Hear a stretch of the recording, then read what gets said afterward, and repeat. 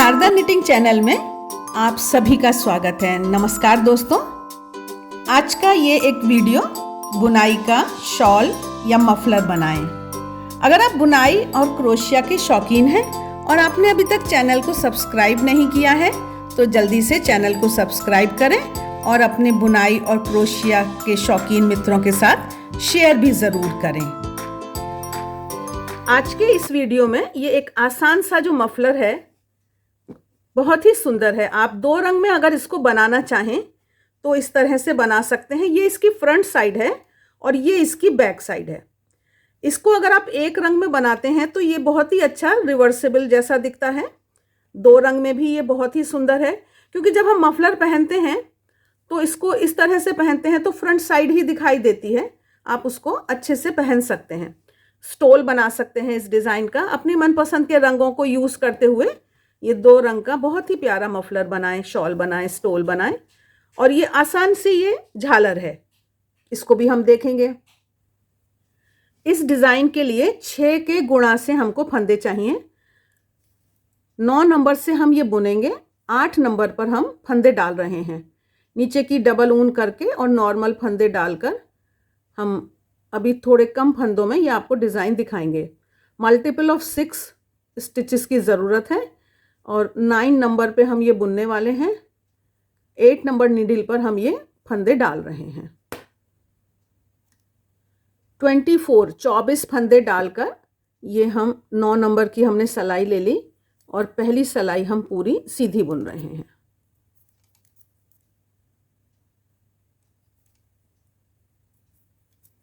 Sharda knitting channel में बहुत variety के बहुत अच्छे वीडियो हैं, उनको आप ज़रूर देखें और वीडियो अंत तक देखा करें। दूसरी सिलाई भी हम सीधी बुन रहे हैं। ये हमको 4 सिलाइयाँ बुननी है, 4 रोज हमको बुननी है। ये हमारी सेकंड रो हो गई, इसको भी हम सीधा बुन रहे हैं। तीसरी सिलाई थर्ड रो, इसको भी सीधा बुनना है। फोर्थ रो चौथी सिलाई, ये हमारी इस रंग की लास्ट सिलाई है, इसको भी हमें सीधा बुनना है। अब हमको रंग बदलना है, दूसरा रंग जोड़ना है। तो ये हमने लिया अपना दूसरा रंग और हमको एक सिलाई सीधी बुननी है अभी, है ना। तो बहुत आसान ये डिज़ाइन होते हैं। आप एक बार सीख लें, मन में बिठा लें, तो आप आसानी से इनको कहीं भी यूज़ कर सकते हैं। जैसे कि आप बच्चे की फ्रॉक बना रहे हैं, उसमें नीचे आप 2-4 पट्टियाँ इस तरह से डाल दें, वो भी बहुत अच्छी लगेगी। और मफलर शॉल के लिए तो ये सुंदर है ही डिज़ाइन। पहली सिलाई हमारी पूरी हुई। अभी हमको एक और सीधी सिलाई बुननी है, उल्टी तरफ से, बैक साइड से। फिर हमको ये सीधा बुनना है। इसके बाद हम डिज़ाइन का काम करेंगे, वो भी 2 सिलाई में होगा। तो हम ये कह सकते हैं कि 4 सिलाइयाँ दोनों रंग से दोहराई जाएंगी। अब थोड़ा सा ध्यान से समझते हैं। ये हम दूसरी सिलाई हमने पूरी करी, इस ऊन में हमने हल्की सी गांठ लगा दी और अब हम ये पलट कर आए हैं। सबसे पहले तो जो ये हमारा एक कलर है, इसको हम ऊपर ले आएंगे। इस बात का हमेशा ध्यान रखना है, जब 2 रंग से बुनाई करते हैं तो इस ऊन को हमें ऊपर ले लेना है। अब हम ये एक फंदा लिया हमने और इसमें 3 टाइम्स हम इसमें हमने ऊन लपेटी। जैसे सीधा बुन रहे हैं, एक बार डालकर बुनते हैं सीधा, यहाँ पर 3 बार हमको डालना है। हर फंदे में 3 बार हमने डालकर इसको पूरी सिलाई को इसी तरह से बुनेंगे। सारे फंदे हमने इसी तरह से बुने, 1 बार, 2 बार, 3 बार, 3 बार हमने इन सब में ऊन को लपेटा और बुना। इस तरह से ये वाली सिलाई हमारी पूरी हुई। अब हम आए इधर। अब इनको हमें खोलना है। ये हमने सिलाई डाली और इसको खोल लिया। फिर अगले फंदे में सिलाई डाली, इसको खोल लिया।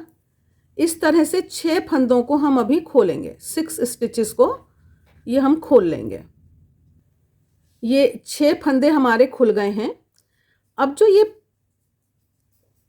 इनको हमें अलट पलट करना है, आप ऐसे मान लीजिए क्रॉस करना है।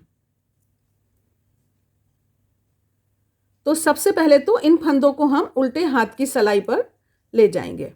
ये 6 फंदे हमने अपने उल्टे हाथ की सिलाई पर ले लिए हैं।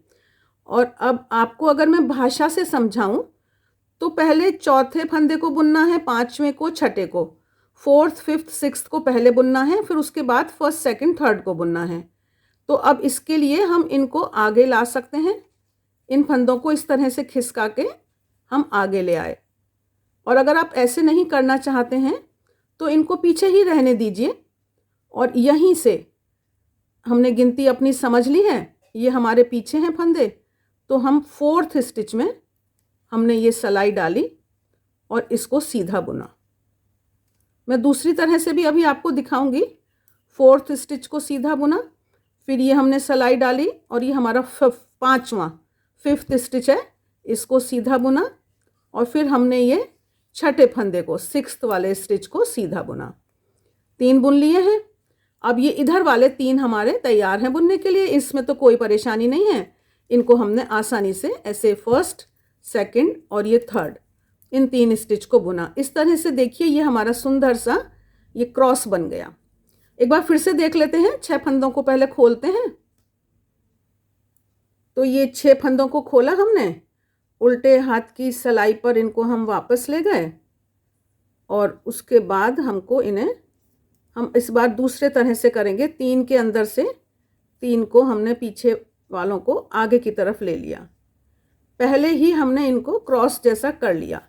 इस तरह से ये हमारा क्रॉस हो गया और अब हम इनको बुन देंगे। तो आपको जैसी भी सुविधा है उस तरह से आप इसको कर सकते हैं। मेन बात जो है कि क्रॉस करके बुनना है या बुनते बुनते क्रॉस करना है, इतनी सी बात है बस। तो मुझे लगता है कि ये तो बात अब आपको समझ में आ गई होगी। एक बार मैं फिर से 6 फंदे खोलकर, ये हमने फंदे खोले, ये हमारे फंदे खुल गए। उल्टे हाथ की सिलाई पर हम इनको ले गए। पिछले 3 फंदों को हम इस तरह से सिलाई डाली और आगे की तरफ ले आए। इस तरह से बाहर निकाल कर ले लीजिए, पूरा एक बार बाहर निकाल लीजिए, उसके बाद दोबारा चढ़ा लीजिए, कैसे भी कर लीजिए। और फिर हम इनको बुन रहे हैं। बहुत ही सुंदर और बहुत ही आसान ये डिज़ाइन है। इस तरह से देखिए ये हमारे क्रॉस बन गए हैं। ये क्रॉस हमारे बने हैं। अब हम सिलाई को पलट रहे हैं। अब फिर जो ये हमारा लाल रंग है, ए कलर है, इसको हमें यहाँ लाना है। थोड़ा सा इसमें ये इस तरह से आएगा। ये आप देख रहे हैं ये ऐसे चलता जाएगा, तो वो तो बुनाई में फिर दिखाई नहीं देता है। और हमको फिर से 4 सिलाइयाँ सीधी बुननी है। ये देखिए इस तरह से ये ऊपर आ गया है हमारा। 4 सिलाइयाँ हमको अभी सीधी बुननी है। फिर से ए कलर से 4 सिलाई बुनेंगे और फिर बी कलर से हम 4 सिलाई बुनेंगे। वीडियो आप अंत तक देखिएगा, क्योंकि मुझे आपको अभी मफलर में कितने फंदे लें ये बताना है, उसकी चौड़ाई कितनी आ रही है, और हम थोड़ा सा वो झालर को भी देखेंगे अभी। ये देखिए 4 सिलाइयाँ हमारी रेड कलर की पूरी हो गई हैं। कितना सुंदर ये डिज़ाइन लग रहा है, बहुत ही प्यारा है। इस वाले मफलर में 48 स्टिचेस हैं। इसकी चौड़ाई लगभग 7.5 इंच आ रही है। तो अगर आपको इससे बड़ा बनाना है तो उसी अनुपात में आप बढ़ा सकते हैं फंदे। इस मफलर की जो लंबाई है वो लगभग, ये देखिए हमने इसको 4 बार फोल्ड किया है और ये आ रही है लगभग 15 इंच, 16 इंच। तो ये लगभग 64 इंच के करीब इसकी लंबाई है। झालर ये अलग से लगी हैं। तो अभी एक तो मैं आपको झालर लगाना बताती हूँ और मैं इसमें एक और ट्रिक आपको बताती हूँ। यहाँ पर हम क्रोशिया की मदद से डार्क कलर से थोड़ी सी किनारी भी बुन सकते हैं। ये देखिए इस तरह से ये कितना सुंदर लग रहा है। आप दोनों तरफ इस तरह से बना सकते हैं। आइए देखते हैं कैसे बना है ये हम कहीं भी, जहाँ भी हमारा एक आ रहा है उसकी दूरी आती है लगभग, ऐसे करके देख लेते हैं जहाँ सेट हो रहा है। एक ही जगह से 7 बार 7 टाइम्स हम डबल क्रोशिया बना रहे हैं।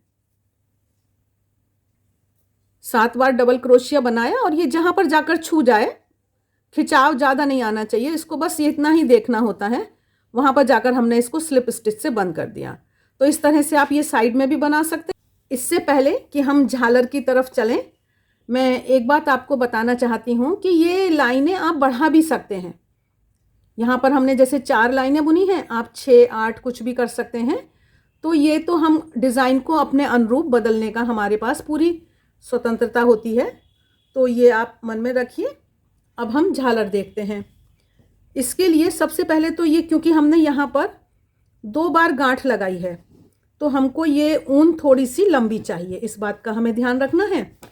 जैसे मैं आपको दिखाऊं कि अभी मैं इस किताब की लंबाई 7.5 इंच के करीब है, तो मैं 7.5 इंच ऊन काटने वाली हूँ। इस तरह से ये अपने साइज की किसी भी चीज़ के ऊपर हम ऊन को काट लेंगे। ये आपको दिखाने के लिए, सैंपल के लिए मैं यहाँ पर झालर लगा के दिखा देती हूँ। तो हमने 2 डार्क कलर की और 2 लाइट कलर की ऊन ली है। आप सिर्फ एक रंग में भी ये लगा सकते हैं, आप एक ही रंग की ऊन लेकर भी लगा सकते हैं, और इसका भी मोटा पतला करने का हमारे पास पूरी स्वतंत्रता है, हम जैसे चाहें वैसे कर सकते हैं। ये थोड़ी थोड़ी दूरी पर हमने इसको डाल लिया है क्रोशिया की मदद से। अब हम सबसे पहले एक एक गांठ बिल्कुल इसके किनारे पर लगाएंगे।